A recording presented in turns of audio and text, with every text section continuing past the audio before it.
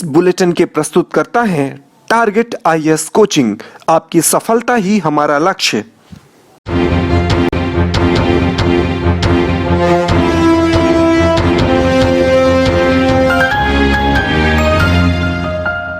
नमस्कार, आप देख रहे हैं रेवा दर्शन। मैं सचेता बघेल आपके साथ। आइए जान लेते हैं क्या है आज की प्रमुख खबरें।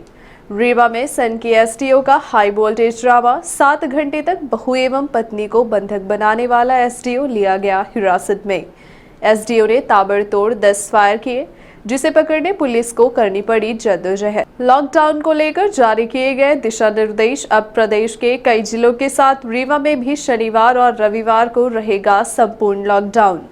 नशीली कफ सिरप के खिलाफ पुलिस की बड़ी कार्यवाही। एसपी ने किया मामले का खुलासा और लॉकडाउन को लेकर जारी किए गए दिशा निर्देश। अब प्रदेश के कई जिलों के साथ रीवा में शनिवार और रविवार को रहेगा संपूर्ण लॉकडाउन।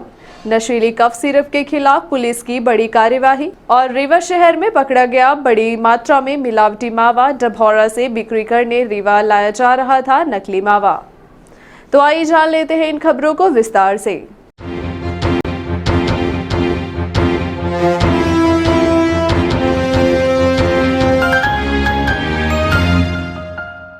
को अपने कब्जे में ले लिया है। रीवा शहर में एक सन की एसडीओ ने लगातार 7 घंटे तक अपनी पत्नी एवं बहू को गन पॉइंट में रखा। इतना ही नहीं, पुलिस के सामने ही समझाइश देने गए बहू के पिता यानी कि अपने समधी को गोली मारकर गंभीर रूप से घायल कर दिया। इसके बाद घर की बालकनी में बंदूक लेकर खड़ा हो गया और कई फायर भी किया।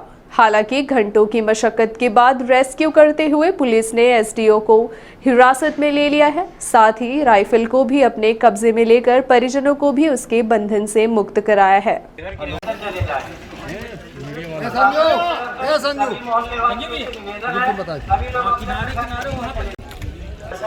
आपसे बात करना चाहते हैं, कृपया बाहर आकर के आप हमसे बात करें और अपनी समस्या बताएं। कृपया आप हम लोगों से बात करने का कष्ट करें।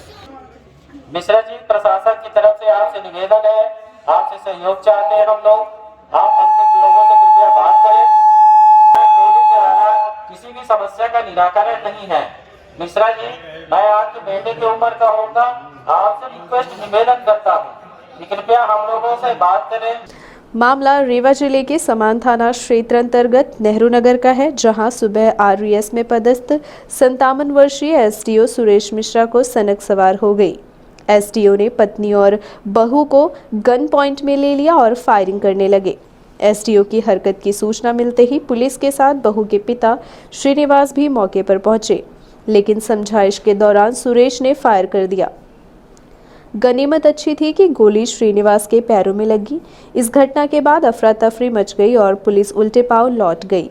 एसडीओ ने पत्नी और बहू को घर में कैद कर एक के बाद एक 9 राउंड फायर किए। घंटों मशक्कत के बाद पुलिस ने साहस का परिचय दिया और घर का दरवाजा तोड़कर एसडीओ को कब्जे में लेकर परिवार को बंधन मुक्त कराया। 11 बजे रात आए, लौट के उसको बैठाए, अंदर बात किए, हमसे वैसी मंगाए, उसमें पैसे रखे थे तो हम ले गए, तो दिए, वहाँ से हम चले आए। यहाँ पे आए तो बैठे, फिर ड्राइवर से बात किया, वो चला गया। तब आए अंदर, तब वहाँ आए तो लेट गए।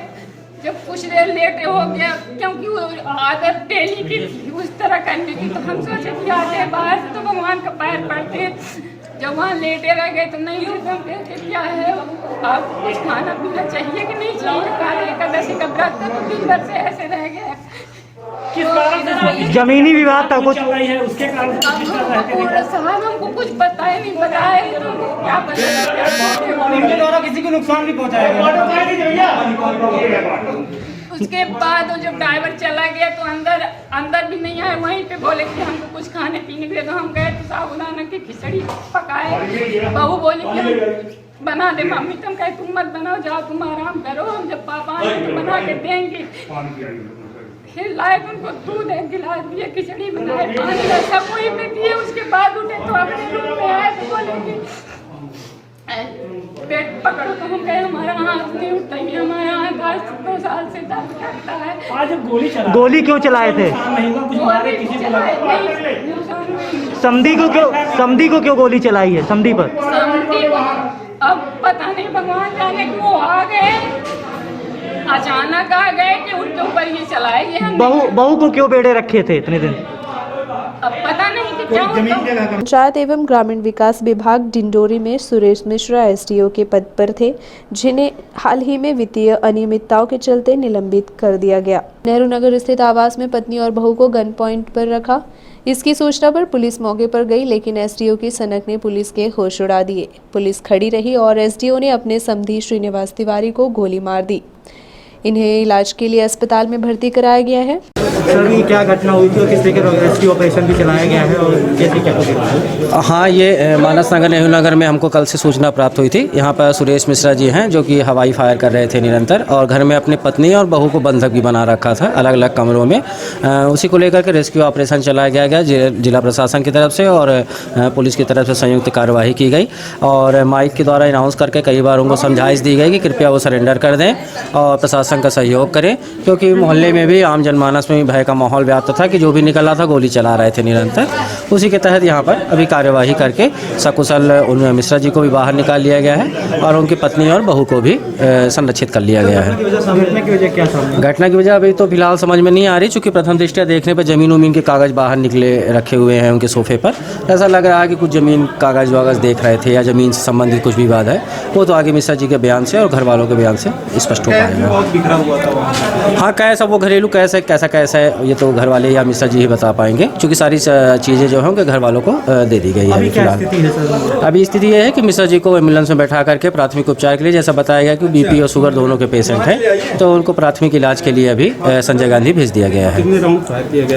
ये लगभग 10 राउंड हवाई फायर किए गए हैं, जैसा देखने पता चला है, और 10 राउंड फायर उनके द्वारा किए गए हैं। हाँ, पता चला है कि उन्होंने अपने संधि जो उनके समझाइश देने के लिए आए थे, तो उनके ऊपर ही उन्होंने गोली चला दी थी और पुलिस वाले भी साथ में भी थे, जिससे कि ये स्थिति यहाँ पर निर्मित हो गई थी। अब कैसी स्थिति है? वो तो ना अभी स्थिति ठीक है, उनकी स्टेबल है। सभी को भी संजय गांधी में इलाज उनका जारी है। एसडीओ के घर में पुलिस को घर में फैला कैश और कुछ कागजात मिले हैं, जिससे अंदाजा लगाया जा रहा है कि निलंबन की वजह से एसडीओ ने अपना आपा खो दिया है और सनक सवार हो गई है, जिससे वह परिवार की जान लेने पर आमादा हो गए। पुलिस ने एसडीओ को हिरासत में लेकर अस्पताल भेजा है और पूरे मामले की जांच कर रही है। जी, कुछ बोलना चाहेंगे आप? ऐसा क्यों हुआ? क्या कर रहे थे आप? किनारे भाई, चलो क्या वजह थी? गाड़ी निकल जाए, परेशानी है। कितने दिनों से परेशान है मिश्रा जी आप? किससे परेशानी है, क्या दिक्कतें हैं बताइए? भगवान से परेशान है मिश्रा जी, सर से। तो बोलिए, बोल के बताइए। किस तरीके से अभी ऑपरेशन को अंजाम दिया गया है, क्या चीज़ अभी तक हासिल हुई है? जी हाँ, आज ये बहुत दुर्भाग्यपूर्ण घटना थी कि कोई मिश्रा जी रहते हैं ये नेहरू नगर में, सुरेश मिश्रा जी, और उन्हें किसी बात को लेकर जो है मन में गलतफहमी उनके आ गई थी, जिस कारण से वो अनावश्यक फायर कर रहे थे। जो वरिष्ठ अधिकारियों के द्वारा निर्देश हुए थे हमको आने के लिए, मौके पे आए, देखे और परिस्थितियों को देखकर जो है ऐसा लगा कि बड़ा गंभीर मामला है, कोई पास आ नहीं रहा था। तो अधिकारियों से ही निर्देश लिए और उनके मार्गदर्शन में ही हम लोगों ने अपने हिसाब से प्लान किया, और प्लान करने में डर तो लग रहा था क्योंकि प्रोटेक्शन भी हमारे पास था, तो उसको आधार मानते हुए हमने प्लानिंग करी। और हमारे साथियों ने, हमारे टीम के आरडी भैया है, वो भी बहुत अच्छे सपोर्टर शुरू से रहे हैं, तो हमको भरोसा भी उन पर है। और इनको लेके सभी लोगों ने बढ़िया, अधिकारियों ने जो प्रोत्साहन दिया उसके आधार पर हमने कार्रवाई की और सफल हो गए।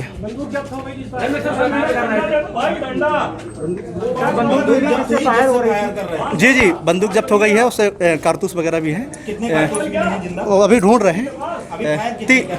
10 फायर लगभग उसने कर लिया है, और हो सकता है कि होंगे तो देख ले रहे हैं। पूरे ऑपरेशन को कैसे अंजाम दिया गया? पूरा ऑपरेशन बड़ा रिस्की था, और आप लोग भी देख रहे हैं कितना रिस्की है। डर भी लग रहा था कहीं कोई दुर्घटना ना हो जाए।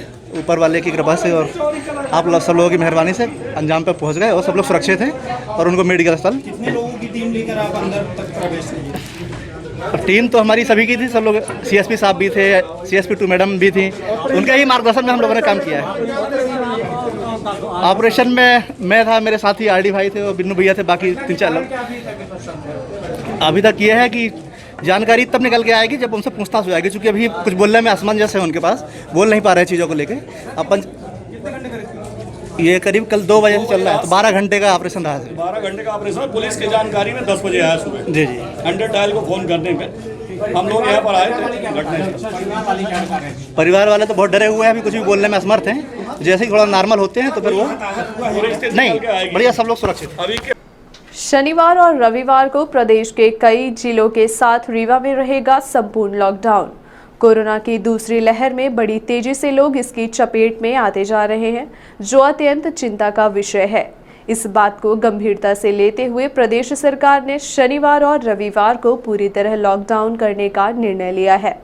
प्रदेश के विभिन्न शहरों के साथ ही रीवा जिले में 9 अप्रैल शाम 6 बजे से 12 अप्रैल को प्रातः 6 बजे तक संपूर्ण लॉकडाउन के निर्देश प्रदेश के मुखिया शिवराज सिंह चौहान द्वारा जारी किए गए हैं। लॉकडाउन का आदेश मुख्यमंत्री शिवराज सिंह चौहान द्वारा कोरोना संक्रमण की उच्च स्तरीय समीक्षा के पश्चात लिया गया है। मुख्यमंत्री शिवराज सिंह चौहान ने बैठक के बाद कहा कि कोरोना संक्रमण को रोकने के लिए लॉकडाउन जैसे उपाय अंतिम विकल्प है। यह अभूतपूर्व संकट है। कोरोना संक्रमण को रोकने और मरीजों के इलाज के लिए आवश्यक व्यवस्था करने का कार्य निरंतर जारी है। मुख्यमंत्री श्री चौहान ने स्मार्ट पार्क में पौधारोपण के बाद मीडिया के प्रतिनिधियों से चर्चा करते हुए कहा कि बढ़ते कोरोना संक्रमण को देखते हुए प्रदेश के सभी शहरों में शुक्रवार शाम 6 बजे से सोमवार सुबह 6 बजे तक लॉकडाउन करना आवश्यक हो रहा है।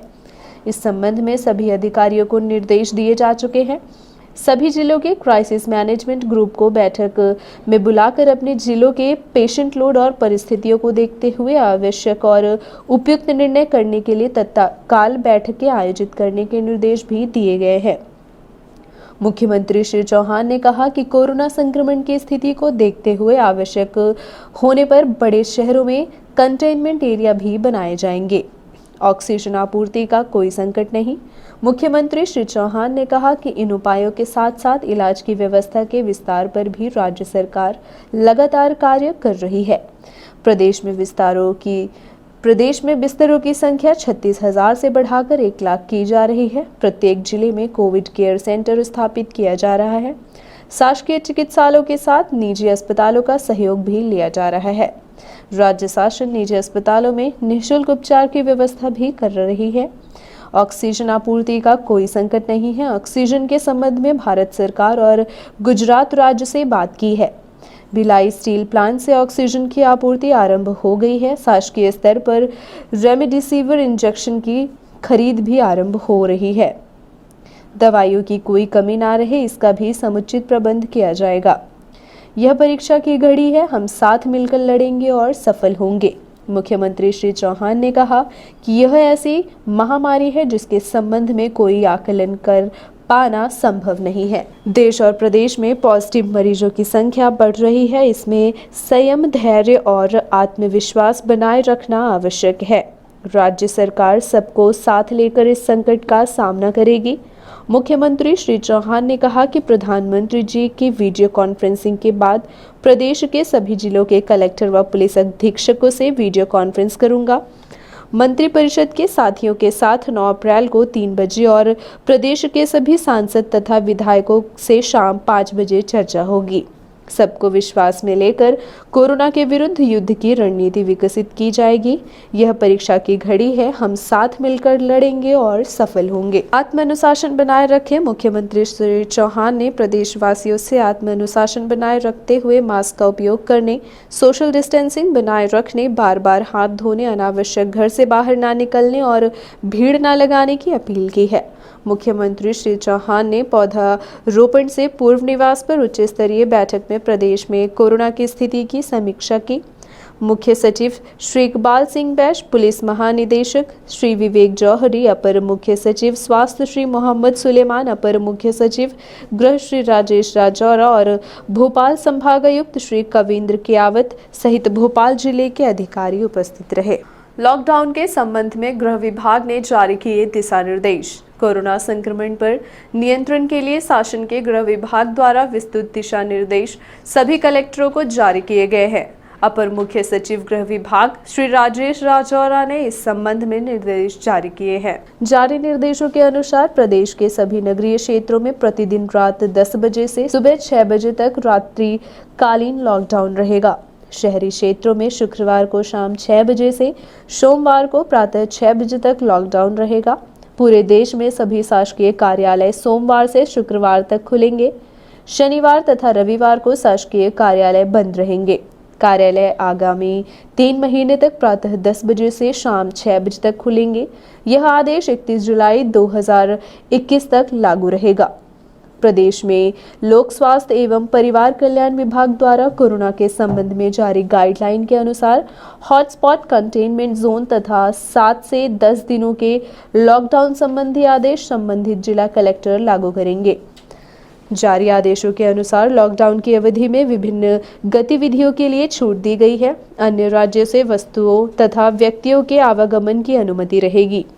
दवा की दुकान, राशन दुकानें, अस्पताल, पेट्रोल पंप, बैंक, एटीएम तथा दूध एवं सब्जी की दुकानें लॉकडाउन की अवधि में भी खुली रहेंगी। औद्योगिक मजदूरों, उद्योग के लिए कच्चा माल तैयार करने वाले इकाइयों तथा औद्योगिक इकाइयों के अधिकारियों एवं कर्मचारियों को आवागमन की अनुमति रहेगी। लॉकडाउन की अवधि में केंद्र सरकार, राज्य सरकार एवं स्थानीय निकाय के सभी अधिकारियों एवं कर्मचारियों को आवागमन की अनुमति होगी। परीक्षा केंद्र जाने वाले एवं परीक्षा केंद्र से आने वाले परीक्षार्थियों तथा परीक्षा के आयोजन से जुड़े अधिकारियों, कर्मचारियों को भी प्रतिबंध से मुक्त रखा गया है। लॉकडाउन की अवधि में एम्बुलेंस तथा फायर ब्रिगेड सेवाएं एवं टीकाकरण के लिए जाने वाले नागरिकों को भी प्रतिबंध से मुक्त रखा गया है। बस स्टैंड, रेलवे स्टेशन एवं एयरपोर्ट से आने जाने वाले नागरिकों को प्रतिबंध से मुक्त रखा गया है। इसके साथ साथ कलेक्टर स्थानीय परिस्थितियों तथा कोविड प्रोटोकॉल के अनुसार अपने जिले में अतिरिक्त प्रतिबंध लागू कर सकते हैं। नशीली कफ सिरप के खिलाफ की गई कार्यवाही का रीवा एसपी राकेश कुमार सिंह ने किया खुलासा। इस बड़ी कार्यवाही का खुलासा पुलिस कंट्रोल रूम से एसपी राकेश कुमार सिंह ने करते हुए बताया कि यह कार्यवाही अमहिया थाना प्रभारी शिवा अग्रवाल एवं रायपुर करचलियान थाना प्रभारी मृगेंद्र सिंह द्वारा की गई है। पुलिस ने कार्यवाही करते हुए 129 पेटी अवैध नशीली कफ सिरप समेत 3 आरोपियों को हिरासत में ले लिया है, जिसकी कीमत 18,57,000 रुपए बताई गई है। सुनिए इस बड़ी कार्यवाही का खुलासा करते हुए एसपी ने क्या कहा है। रीवा जिले में कफ सिरप के रूप में कोरेक्स और आनरेक्स कफ सिरप का विशेष तौर पर प्रचलन है और ये नशे के रूप में लेकर हमारी पूरी युवा पीढ़ी तबाह हो रही है। इसको लेकर लगातार कार्रवाइयाँ चल रही हैं और काफ़ी कार्रवाइयाँ चल रही हैं, लेकिन कुछ एक गिरोह रह गए हैं जो अभी हमारे पकड़ में नहीं आए थे। उसमें से एक बहुत प्रभावी गिरोह को रात में पकड़ने में सफलता मिली। रात में पकड़ने में मुख्य तौर पे जो सूचना मिली, शिवपूजन सिंह जी को मिली सूचना के बाद इन्होंने बताया तो रात्रि गश्त में जो अधिकारी गश्त में थे, स्पेशली एसडीओपी पीएस परस थे, थाना प्रभारी रायपुर मृगेंद्र सिंह, मेरे द्वारा व्यक्तिगत तौर पे शिवा अग्रवाल को भेजा गया और थाने के जो सब इंस्पेक्टर थे अवधेश तिवारी और शिवपूजन सिंह खुद भी थे थाना प्रभारी के तौर पे, ये सारे लोगों ने एक टीम बनाकर अलग अलग टीमें बनाकर ये दबिश की कार्रवाई की। सूचना को सही पाया गया और करीब 129 पेटी कोरेक्स जब्त करने में सफलता मिली और कुछ एक आरोपी रात में इधर उधर हो गए थे, लेकिन टीम ने बहुत मेहनत से सभी तीनों आरोपियों को गिरफ्तार किया, जिसमें एक आरोपी का नाम दीपक सिंह है, दूसरे का नाम सागर खान है, तीसरे का नाम सुनील द्विवेदी है। दरअसल एक किराए का मकान लेकर उसमें कोरेक्स रखे हुए थे और इनका उद्देश्य था कि लॉकडाउन की स्थितियाँ यदि निर्मित होती हैं और वैसे भी कोरेक्स की जो पुलिस की धरपकड़ चल रही है तो वहाँ से एक 10-10, 20-20 सीसी करके बाज़ार में सप्लाई करने की प्लानिंग के हिसाब से ये कोरेक्स एकत्र कर रहे थे। और ये सूचना थी कि इस तरह की कोरेक्स आ रही है और कोरेक्स के और भी कई माध्यम हो गए हैं, तो उसी के तारतम्य में ये सारा काम किया गया और इस काम में पुलिस को सफलता मिली और 129 सीसी पेटी कोरेक्स जो मिली है इसकी बाज़ार में कीमत जो वर्तमान में देखा जाए तो 18,57,600 रुपये है और जहाँ तक बाज़ार में कोरेक्स की कीमत का है तो एक सीसी कोरेक्स जो 50-55 रुपये की होती है बाज़ार में 200 से लेकर 300, 350 रुपये में बिक रही है। तो इस तरीके से हमको एक और नेटवर्क तोड़ने में सफलता मिली है और उम्मीद करूँगा कि हमारी टीम जिस प्रकार से काम कर रही है इस तरह के नेटवर्क को ब्लास्ट करे और अधिक से अधिक सफलताएं अर्जित करे। और इसके अलावा एक और गैंग है, उसके ऊपर हमारी निगाह बनी हुई है और हमारी टीम के लोग लगे हुए हैं। ये पूरी कार्रवाई सुबह 8 बजे जाकर संपन्न हुई थी और ये बहुत मेहनत भरी कार्रवाई थी और इस कार्रवाई के लिए मेरे द्वारा पूरी टीम जो भी तीन एसडीओपी के नेतृत्व में टीम लगी थी, सभी को पुरस्कृत किया जा रहा है। सर, आरोपी इस काम में कब से संलिप्त? आरोपी काफ़ी समय से संलिप्त हैं। ऐसा नहीं है कि क्या है कि कई आरोपी हैं जिनके बारे में मुझे मालूम है कि बहुत पहले से कारोबार कर रहे हैं। कई इस ज़िले से बाहर रह के इस कारोबार को बढ़ावा दे रहे हैं, कहीं से टुकड़ों में माल भेजते हैं। कोई किसी का बेस जो है, कई ने अपना बेस चेंज करके यूपी शिफ्ट कर लिया है, कई ने अपना बेस चेंज करके मिर्ज़ापुर शिफ्ट कर लिया है। कुछ एक दो के बारे में हमें भोपाल की सूचना मिल रही है। सबकी हम निगरानी कर रहे हैं और धीरे धीरे हम सबको ख़त्म करेंगे।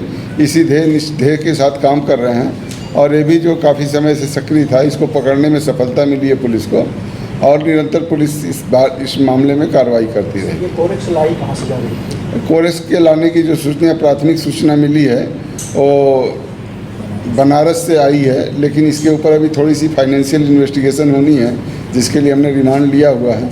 तो पूरी फाइनेंशियल इन्वेस्टिगेशन हो जाएगी तो हम 1-2 दिन में ये कहानी भी आपको क्लियर कर देंगे। सर, जिस स्थान पर रखा गया था, क्या उस मकान मालिक को भी आरोपी बनाया जाएगा? हाँ, अगर किरायानामा अगर उसने प्रस्तुत नहीं किया तो उसको भी आरोपी बनाया जाएगा।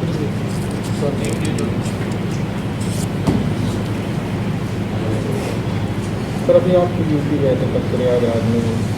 हाँ, अभी मैं उत्तर प्रदेश गया था। उत्तर प्रदेश में आज गया था मिर्ज़ापुर, और कल हम लोग गए थे प्रयागराज। प्रयागराज में एडीजी प्रयागराज श्री प्रेम प्रकाश जी के नेतृत्व में बैठक हुई थी, जिसमें रीवा जिले के आईजी महोदय उमेश जोगा सर और DIG Anil Kushwaha sir, SP Satna Dharmveer Singh और मैं, इन 4 लोगों ने, और इसके अलावा वहाँ से एसपी चित्रकूट और आईजी रेंज चित्रकूट और आईजी रेंज इलाहाबाद और डीआईजी प्रयागराज, सभी लोगों ने भाग लिया था। उसमें मूलतः जो पंचायत चुनाव को लेकर सूचनाओं का आदान प्रदान हुआ। उन्होंने अपने वहाँ के जो अपराधी इधर रहते हैं या इधर के जो अपराधी वहाँ के अपराधों में बांटे थे, उन्होंने अपनी सूची दी, हमने अपनी सूची दी। इसके अलावा हम लोगों ने एक दूसरे से जिला बदर की सूची एक्सचेंज की। इसके अलावा मूलभूत पे समस्याओं पे चर्चा हुई, जिसमें कोरेक्स का एक विषय भी था जिसमें काफ़ी चर्चा हुई। और उन्होंने कोरेक्स की गंभीरता को देखते हुए उन्होंने अपने सभी मेडिकल स्टोर्स वगैरह और सब पे को चेक करने का आश्वासन भी दिया हुआ है। इसके अलावा आज जो है मिर्ज़ापुर में इसी तरह की बैठक हुई है, और ये सारी बैठकें चुनाव के जो वहाँ पे लोकल पंचायती राज चुनाव उसी के संदर्भ में हुई थी। वह उसमें भी यही तय हुआ कि जो उन्होंने भी बताया कि कुछ जगहों से छोटी छोटी टुकड़ों में शराब आने की जानकारी दी। हालांकि उन्होंने जो है कहीं भी रीवा बड़ी मात्रा में पकड़ा गया मिलावटी मावा। यह कार्यवाही विश्वविद्यालय थाना क्षेत्र अंतर्गत की गई है, जहां डभौरा से रीवा बिक्री के लिए लाया जा रहा मिलावटी मावा पकड़ा गया है, जिसका सैंपल लेकर जांच के लिए भेज दिया गया है। यह कार्यवाही खाद्य विभाग द्वारा की गई। खाद्य विभाग द्वारा इस कार्यवाही के संबंध में फूड इंस्पेक्टर साबिर अली खान से बात की गई, तो उन्होंने बताया कि इस बात की सूचना प्राप्त हुई थी। डभौरा से कामता प्रसाद गुप्ता द्वारा बड़ी मात्रा में मावा लाया जा रहा था, जो मिलावटी मावा था, जिसे खाद्य विभाग की टीम द्वारा जब्त कर लिया गया है तथा जांच के लिए सैंपल भेज दिया गया है और मिलावटी मावा की बिक्री करने वालों के खिलाफ कार्यवाही की जा रही है। ये एक्चुअली में विश्वविद्यालय थाना क्षेत्र में कार्रवाई हुई है।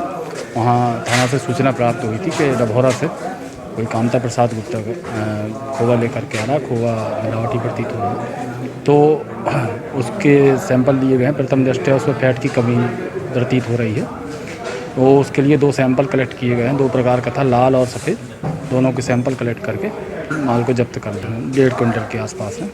कामता प्रसाद गुप्ता डभौरा से लेकर के आ रहा था। यहाँ किसको डिलीवरी? ये तो उसने नहीं बताया है, लेकिन उसने ये बताया है कि हम जगह जगह पर हमारे लोग हैं वो दुकानों में सप्लाई करते हैं। प्रशासन की संयुक्त टीम द्वारा नगर के कई पेट्रोल पंप पर की गई रूटीन जांच। Rewa collector doctor Ilaiyaraaja T के निर्देशन पर गुरुवार को खाद्य विभाग, श्रम विभाग, नापतौल विभाग समेत राजस्व विभाग की संयुक्त टीम द्वारा नगर में संचालित कई डीजल व पेट्रोल टंकियों का निरीक्षण कर आवश्यक कार्यवाही की जा रही कार्यवाही को लेकर जिला खाद्य अधिकारी MNH खान से बात की गई, तो उन्होंने बताया कि लगातार आ रही शिकायतों को देखते हुए नगर के कई पेट्रोल टंकियों में रूटीन जांच करते हुए आवश्यक कार्यवाही की गई। कार्यवाही में राजस्व विभाग, खाद्य विभाग, लेबर विभाग समेत नापतौल की टीम शामिल रही। इनके द्वारा कई पेट्रोल टंकियों की जांच की गई है। जांच के दौरान कनौडिया टंकी में लेबर पेमेंट किए जाने को लेकर कई अनियमितताएं सामने आई हैं, जिसके बाद वेतन दिए जाने के दस्तावेज उपलब्ध कराए जाने लेबर डिपार्टमेंट द्वारा मांग की गई है। ये हमारी रूटीन जो है जांच चल रही है। इसमें 3 विभाग के अधिकारी शामिल हैं। लेबर डिपार्टमेंट के अधिकारी हैं, आपका वेट्स एंड मेजरमेंट नापतोल विभाग के अधिकारी हैं, खाद्य विभाग के अधिकारी हैं, राजस्व विभाग के भी 4 विभाग के अधिकारी हैं। सब अपने अपने हिसाब से रूटीन वे में देख रहे हैं कि सारी सिस्टम ठीक से फॉलो हो रहे हैं कि नहीं। वेट्स एंड मेजरमेंट देख रहा है कि क्या जो सप्लाई दी जा रही है वो ठीक से सही मात्रा में दी जा रही है कि नहीं। फूड डिपार्टमेंट देख रहा है कि जो इनके पास प्रोडक्ट जो दे रहे हैं वो सही है कि नहीं, उनकी डेंसिटी ठीक है कि नहीं, मिलावटी तो नहीं है, वो सब जांच चल रही है। और लेबर डिपार्टमेंट देख रहा है कि जो इनके एम्प्लॉइज़ लगे हैं वो नियमानुसार उनको भुगतान समय पर हो रहा है कि नहीं हो रहा है, उनके फंड्स वगैरह कट रहे हैं कि नहीं, रजिस्टर वगैरह मेंटेन किया है कि नहीं। इस तरह की जांचें जो है तीनों विभाग और राजस्व विभाग अपने हिसाब से देख रहा है कि इनको लीज़ वगैरह पे जो मिला है उसकी क्या स्थिति है। अभी जांच आपके सामने चली रही है। अभी 1-2 यूनिट चेक किया गया है डीजल की। उन 2 यूनिट में तो अभी सप्लाई जो है प्रदाय जो है पूरा सही मात्रा में आ रही है, उसमें कोई अभी वो नहीं हुआ है। लेबर डिपार्टमेंट ने ज़रूर बताया है कि एम्प्लॉइज़ का जो रजिस्टर वगैरह इनको रखना चाहिए वो सही ढंग से नहीं रखा है, वो उसकी कार्रवाई वो लेबर डिपार्टमेंट अलग से कर रही है। अभी हम पेट्रोल की भी इसी तरह की, जिस तरह से डीजल की जांच हुई है उसी तरह से पेट्रोल की भी कितना प्रदाय कर रहे हैं, सूक्ष्म जांच उसकी कर रहे हैं। इसके बाद जैसी भी स्थिति निर्मित होगी उस पर कार्रवाई होगी। अब वो लेबर डिपार्टमेंट बता पाएगा। वो अभी प्रथम दृष्टया यही आया है कि जो शेड्यूल रेट है उससे कुछ कम ही पेमेंट हो रहा है, तो लेबर डिपार्टमेंट उनके विरुद्ध कार्रवाई जो है नियमानुसार जो है वो करेगी। हाँ, इसके बाद हाँ निरंतर कार्रवाई होगी। रूटीन वे में ये जांच है। इसके बाद हम 1-2 जांच और भी आज करेंगे जहाँ तक हो सकेगा। विशाल मेगा मार्ट में प्रशासन ने की कार्यवाही। बढ़ते कोरोना संक्रमण के प्रकोप को देखते हुए शासन प्रशासन द्वारा सोशल डिस्टेंसिंग का पालन कराए जाने समेत मास्क न लगाने वालों के खिलाफ मुहिम चलाकर कार्यवाही की जा रही है। साथ ही कोरोना की गाइडलाइन का उल्लंघन करने वाले कई दुकान संचालकों एवं मॉल में भी कार्यवाही जारी है। शासन द्वारा जारी गाइडलाइन का पालन कराए जाने की दिशा में एसडीएम फरहीन खान द्वारा गुरुवार को सिरमौर चौक से समान तिराहे तक संचालित विभिन्न दुकानों का निरीक्षण कर गाइडलाइन का उल्लंघन करने वाले कई दुकानदारों के खिलाफ कार्यवाही की गई। निरीक्षण के दौरान मास्क का इस्तेमाल किए जाने, सोशल डिस्टेंसिंग का पालन करने समेत व्यावसायिक स्थलों पर बनाए गए सोशल डिस्टेंसिंग के घेरों का निरीक्षण किया गया। इस दौरान कई दुकानों समेत शॉपिंग कॉम्प्लेक्स में कार्यवाही भी की गई। कोरोना के बढ़ते प्रकोप को देखते हुए हमारी पूरी टीम के द्वारा डिस्ट्रिक्ट क्राइसिस मैनेजमेंट कमेटी में लिए हुए निर्णय के अनुसार शॉप्स पे जा करके लोगों को समझाइश दी जा रही है। इसके अलावा जो लोग मास्क नहीं लगा रहे हैं उन पर चालानी कार्रवाई की जा रही है, समझाइश दी जा रही है, और अगर ऐसी कोई दुकान पाई जाती है जहां पर फॉलो नहीं की जा रही है गाइडलाइंस तो उसको सीलिंग करने की भी कार्रवाई की जा रही है। आज समान तिराहे तक, सिरमौर चौराहे से लेकर के समान तिराहे तक जितनी शॉप्स हैं उनका निरीक्षण किया जा रहा है। उनके यहाँ सोशल डिस्टेंसिंग के लिए सर्कल बनाए गए हैं, नहीं बनाए गए हैं, इसको देखा जा रहा है। आज विशाल मेगा मार्ट का हमने विजिट किया है, उन्होंने सर्कल्स बना लिए हैं। एक व्यक्ति ने मास्क नहीं लगाया था, उसके खिलाफ चालानी कार्रवाई की गई है और उनको बैनर्स और फ्लैक्स लगाने के लिए समझाइश दी गई है कि और लोगों को मोटिवेट करें वो और टोकन सिस्टम बना करके काम करें। कोरोना का बड़ा विस्फोट, टूटे अभी तक के सभी रिकॉर्ड। रीवा जिले में एक साथ मिले 82 कोरोना पॉजिटिव मरीज। रीवा में जिस तेजी से कोरोना संक्रमित मरीज पाए जा रहे हैं वह अत्यंत चिंता का विषय है। कोरोना की दूसरी लहर पहले से कहीं ज्यादा भयंकर दिखाई दे रही है। लगातार 4 दिनों से 50 की संख्या से अधिक मात्रा में संक्रमित मरीज पाए जा रहे हैं। गुरुवार को तो सभी रिकॉर्ड टूट गए, जहां एक साथ महज 24 घंटे के भीतर 82 मरीज पाए गए। ऐसा माना जा रहा है कि स्वास्थ्य विभाग द्वारा 1015 लोगों की जांच की गई, जिसमें अकेले रीवा अर्बन बस की बात करें तो 54 मरीज मिले हैं। इसके अलावा गोविंदगढ़ में 4, नई गढ़ी में 1, गंगेव में 2, रायपुर करचुलियान में 5, मऊगंज में 2 तथा हनुमना में 1 मरीज के अलावा जवा में 2, त्योथर में 9 एवं सिरमौर में 2 मरीज पाए गए हैं। इस तरह से जिले भर में 82 संक्रमित मरीज मिले हैं। जिसके बाद जिले भर में हड़कंप मच गया है। वहीं शासन प्रशासन एवं स्वास्थ्य विभाग के हाथ पांव फूलने लगे हैं। वहीं बढ़ते संक्रमण को देखते हुए प्रशासन द्वारा आम जन से अपील की गई है कि लोग बिना काम घर से बाहर ना निकलें तथा कोरोना की गाइडलाइन का पूरी तरह से पालन करें एवं मास्क का इस्तेमाल करें और सोशल डिस्टेंसिंग का पालन करते हुए स्वयं एवं अपने परिवार को सुरक्षित रखें। बढ़ते कोरोना संक्रमण को देखते हुए रीवा दर्शन अपील करता है कि शासन प्रशासन के साथ लोग भी जागरूक नागरिक की तरह संक्रमण से लोगों को बचाने स्वयं के साथ साथ अपने आसपास कोरोना की गाइडलाइन का पालन कराए जाने में सहयोग करें।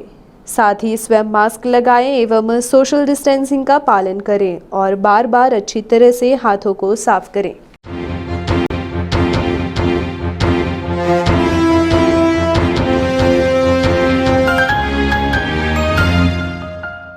चलने से पहले आइए नजर डालते हैं आज की प्रमुख खबरों पर एक बार फिर। रीवा में सन की एसडीओ का हाई वोल्टेज ड्रामा, 7 घंटे तक बहू एवं पत्नी को बंधक बनाने वाला एसडीओ लिया गया हिरासत में।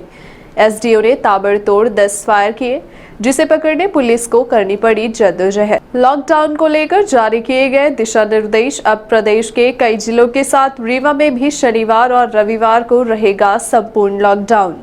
नशीली कफ सिरप के खिलाफ पुलिस की बड़ी कार्यवाही, एसपी ने किया मामले का खुलासा और लॉकडाउन को लेकर जारी किए गए दिशा निर्देश। अब प्रदेश के कई जिलों के साथ रीवा में शनिवार और रविवार को रहेगा संपूर्ण लॉकडाउन।